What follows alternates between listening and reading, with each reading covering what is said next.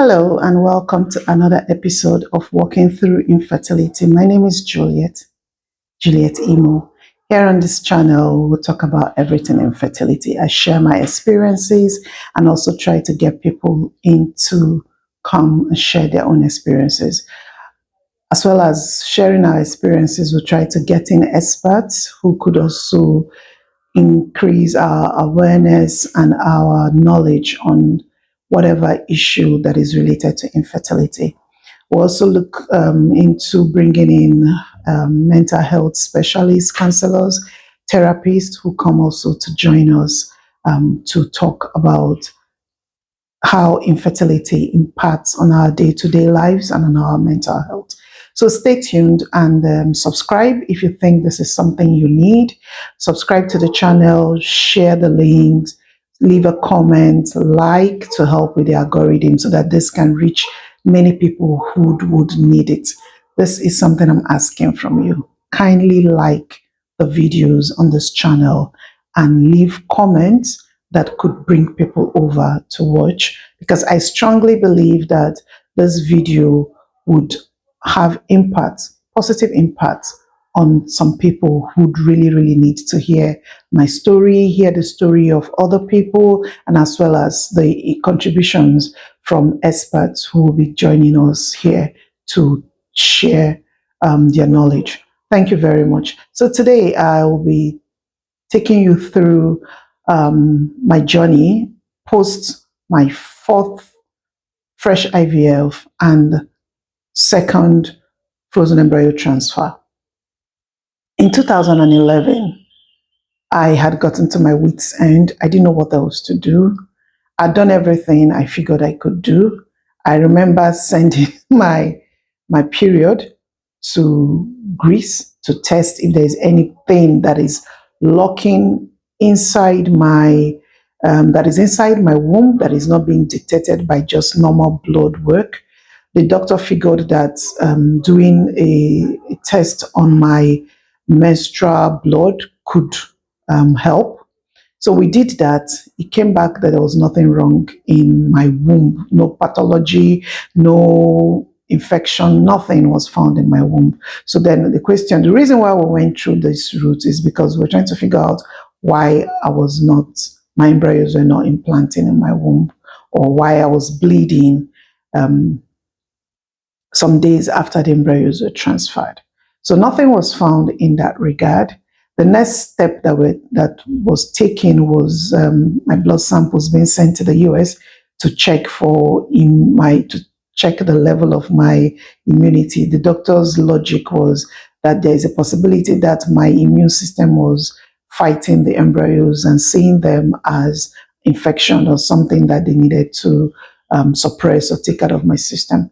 So that was done. It wasn't, the NK factors were not really elevated, but the doctor decided to err on the side of caution and introduced me to higher dose folic acid, introduced me to intralipids, introduced me to low dose aspirin, that's 75 milligram aspirin, as well as introduced me to Clexane. And instead of the regular pastries that I use as my progesterone supplementation, he introduced the injection one as in addition to the pastries I use. So like I went through those cycles and still came out negative, even though this particular time I did not bleed before the test day. I also carried I was able to go through the test day.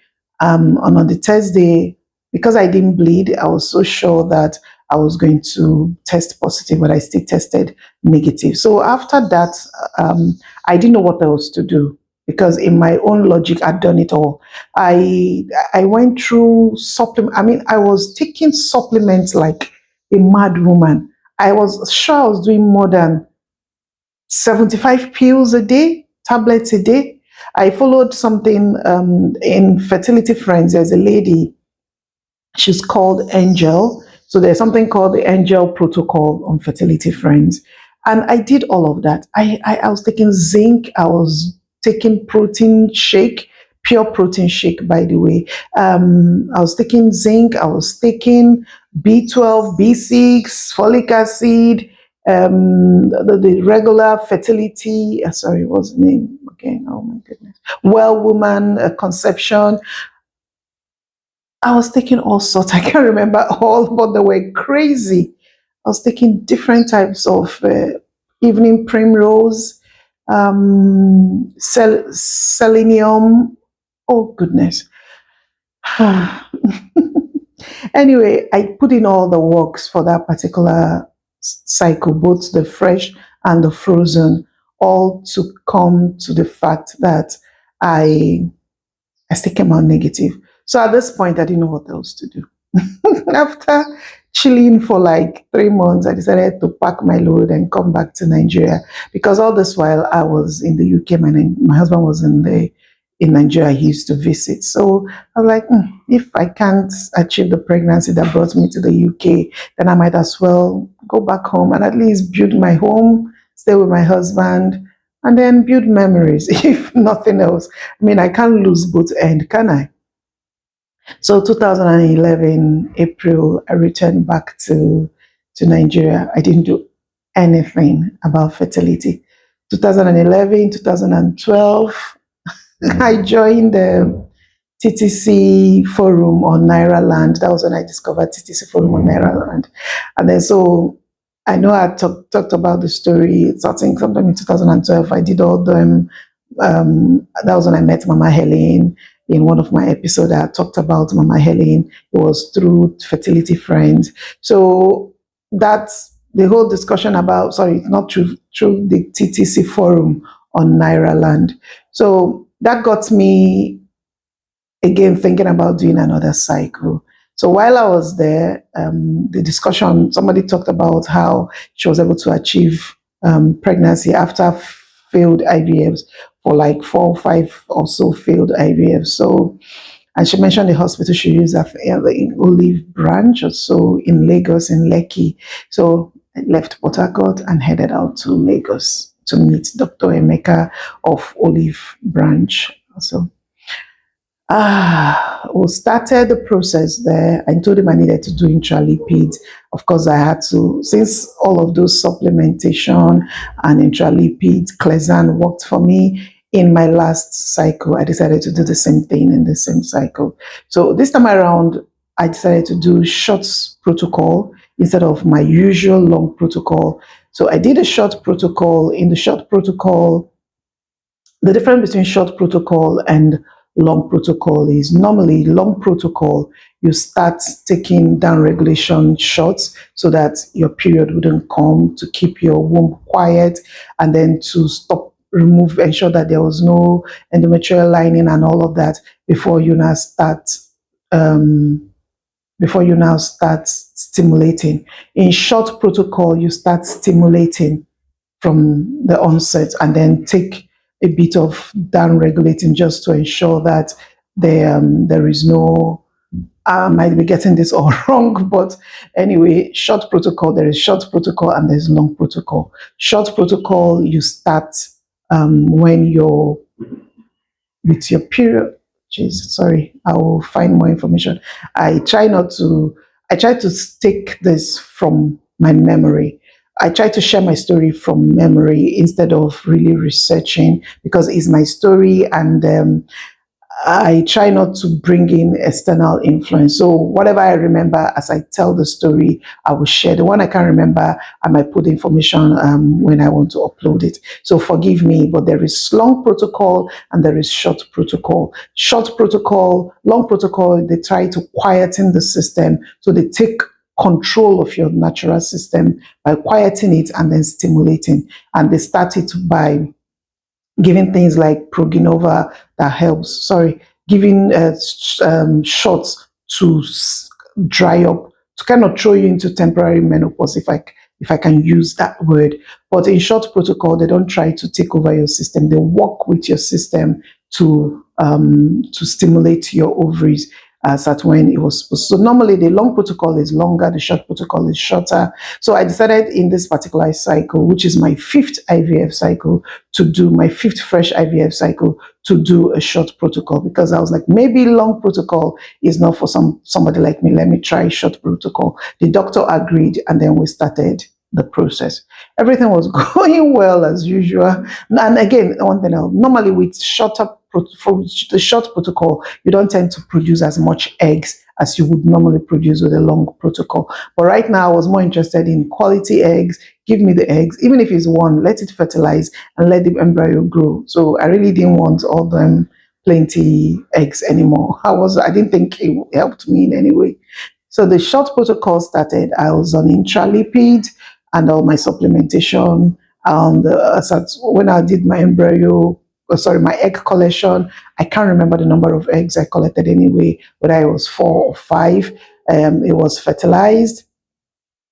And then we decided to go to blastocyst. We went on to blastocyst, as a matter of fact, and we transferred blastocyst into my womb.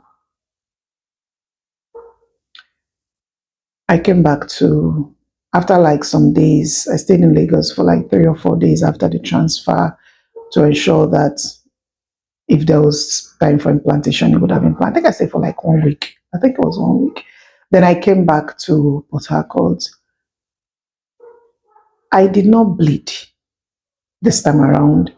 Maybe because I was taking gestone. I don't know. I didn't bleed. The usual bleeding 7 days or 5 days post embryo transfer. I stayed until day 14. I was hopeful. I was expectant. But unfortunately for me, again, by day 14, when I tested, it was negative.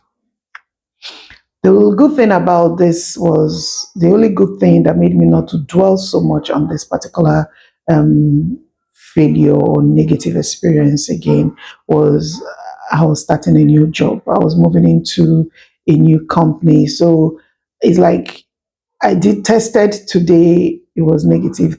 2 days later, I was starting a new job. So my focus was on trying to know my way around my new job and all of that. So I didn't dwell so much on the loss.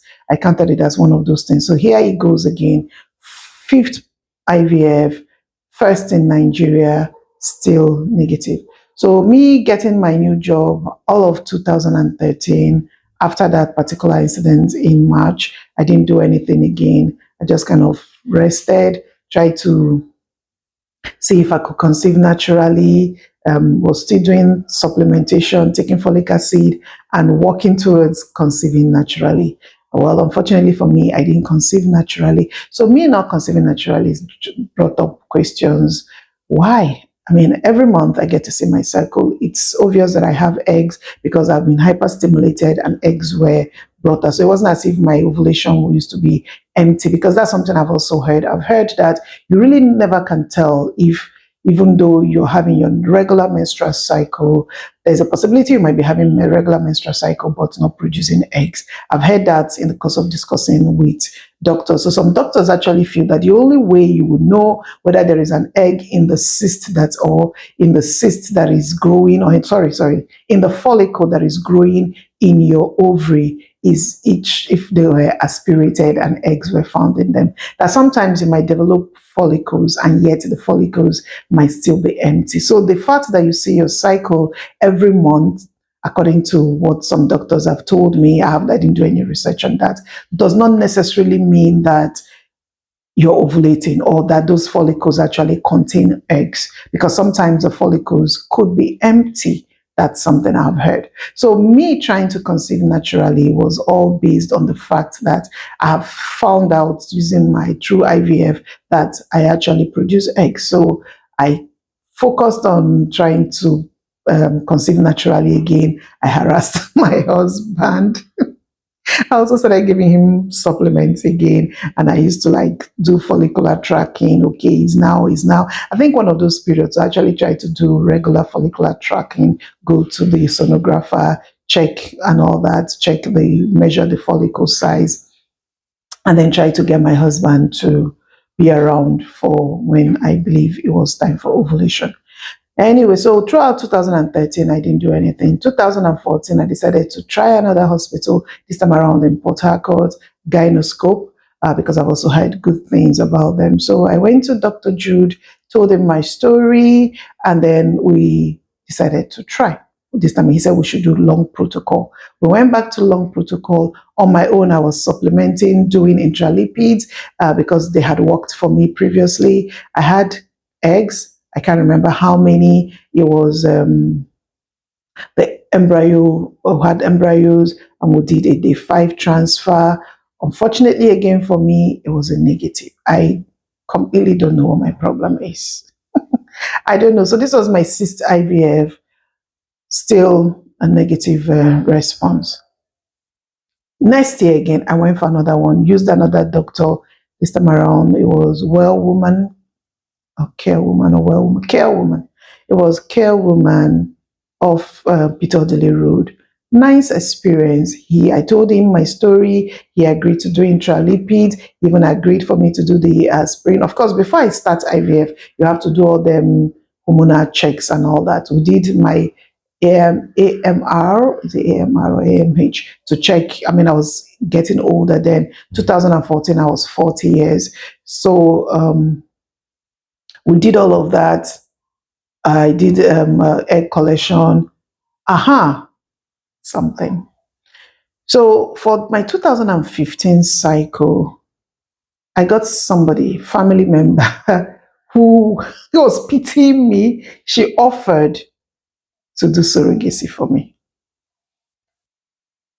I said, she was like, I'm going to do surrogacy for you. So yes, we agreed. She had given birth before. So because God said it must be somebody who has given birth. So she had given birth before. She offered. I was grateful. She didn't ask for payment. She just said, Juliet, I think it's enough. Let's see if it's going to work. So we went ahead with the process. I had this particular, I think I had 6 eggs or 8 eggs. I can't remember. They were all very good. All of the eggs were perfect. I had 6 embryos, but 4 of them were very good. So because we opted for two embryos, I didn't want those SS embryos. 4 were very good, AAA, and then there was an AB or so. Then one of them didn't do so well, so we opted for 2 embryos were transferred to my womb, 2 embryos were transferred to my surrogate. We started our shots. I opted for gestone because I noticed that gestone helps me to not bleed mid-cycle. So we both went for gestone. We took, she was on a medicated medicated transfer because, of course, she didn't go through the stimulation and the endometrial lining and increasing of them. So she had to use Proginova and the gestone shot. Oh, sorry, the progesterone shot. Transfer was done seamlessly. It was beautiful. Everything went well. We waited. We went on a 2 weeks wait. Of course, she didn't bleed mid-cycle. I didn't bleed mid-cycle. Day 14 came. We tested. She was negative. I was negative. So tell me, at that point, what was I supposed to do? God have mercy. I talk about it now and I laugh. I laugh because I've been helped by God to keep sane through this period. But it's not a funny experience to even relieve. Sometimes when I think about them, when I just zone in and like, what is actually happening or what actually happened, I cannot see. I understand my own that I've had such experiences. But then my surrogate, she's a mother. She had children. She has gone through this before. What happened? Why did she not? Why did embryo not implant? Not even one. So that was 2015.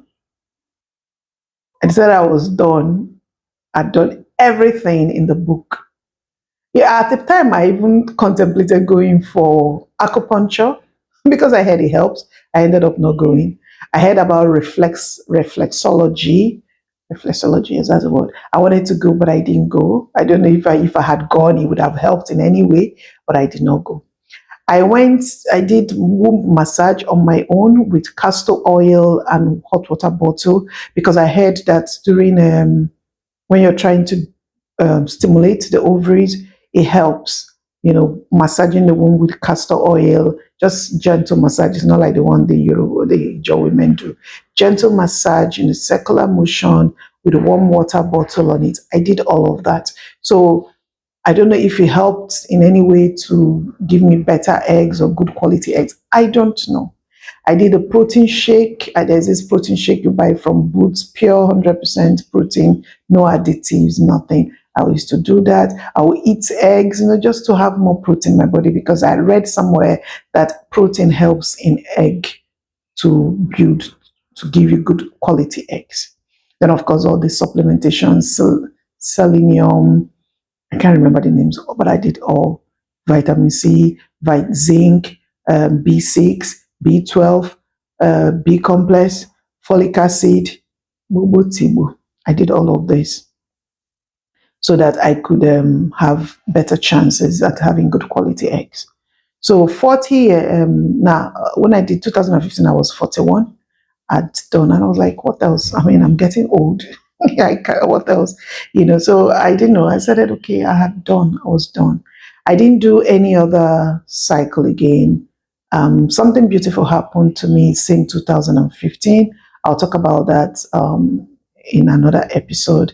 But after that cycle, I rested and just stayed on my life, not doing anything concerning fertility or treating infertility, except just having fun with my husband and traveling, building memories, loving on each other, being a better wife, watching my husband becoming a more loving husband.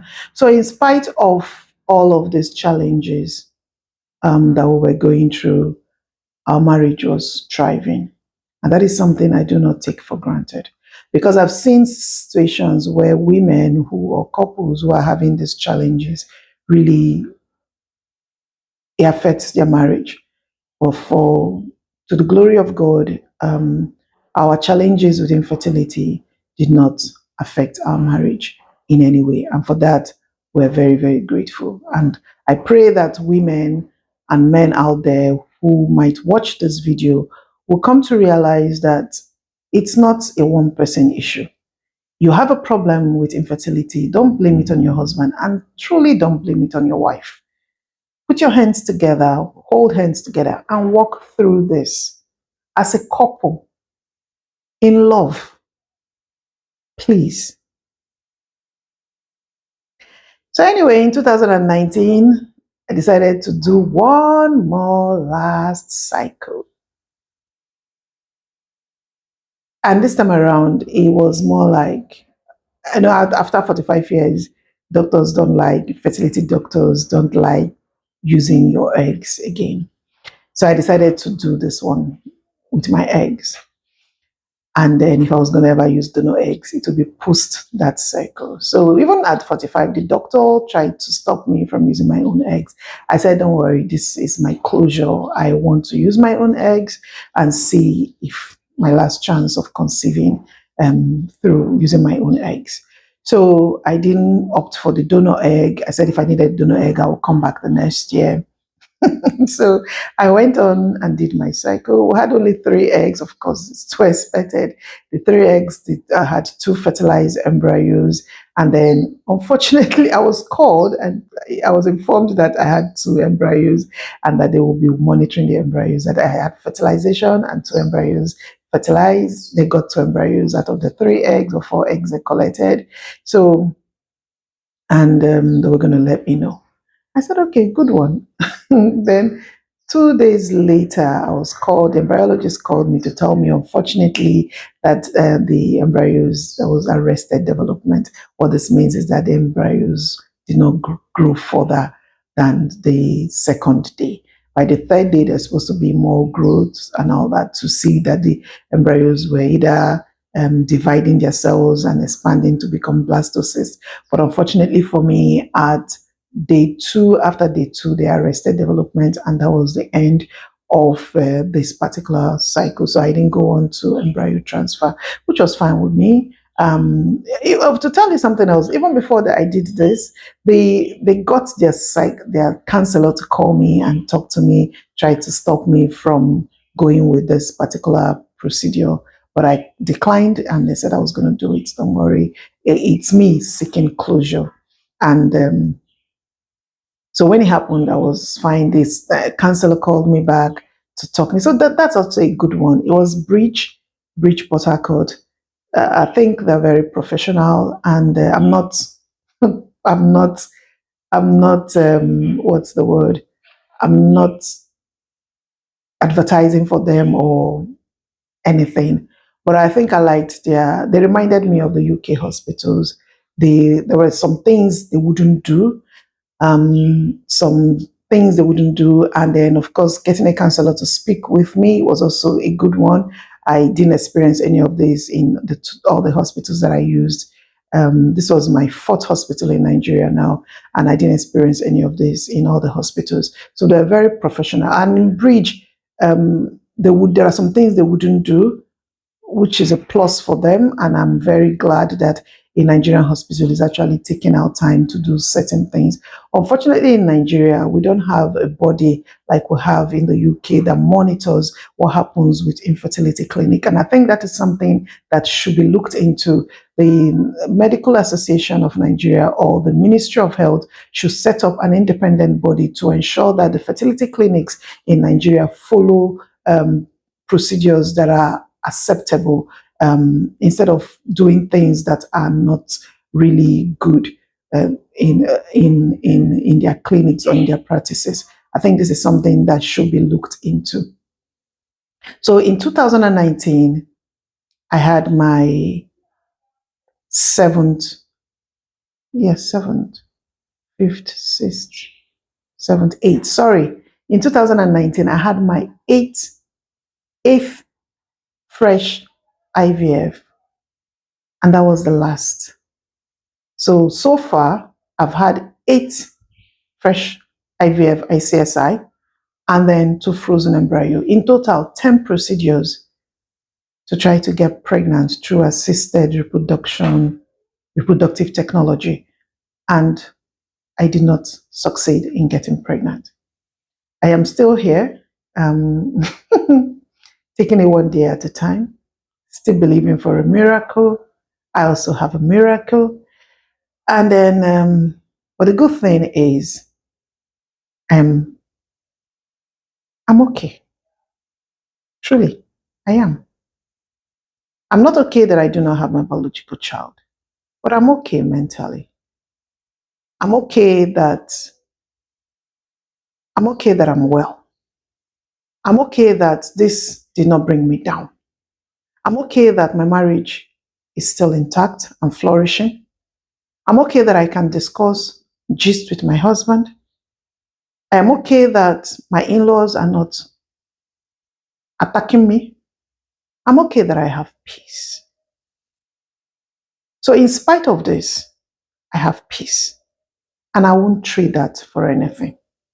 I'm grateful to God Almighty for how far He has led me, for the positive mindset He has given to me, for the peace He has surrounded me with, for good family, for good friends, for the one who offered to do surrogacy for me without asking anything. I am grateful. Thanks for following me. Thanks for watching. Thanks for always being here for me. This is Walking Through Infertility, a channel or a podcast that deals with everything infertility. If you've watched to this point, that means you do like what you're listening to. Kindly subscribe. And if you know anyone who might benefit from this podcast, the discussion that we have on here, kindly share this link to them. Leave your comment, like to help the algorithm, subscribe. We'll keep doing this and keep building this community. And hopefully, it will keep helping people. Thank you very much. Have a beautiful day. Bye.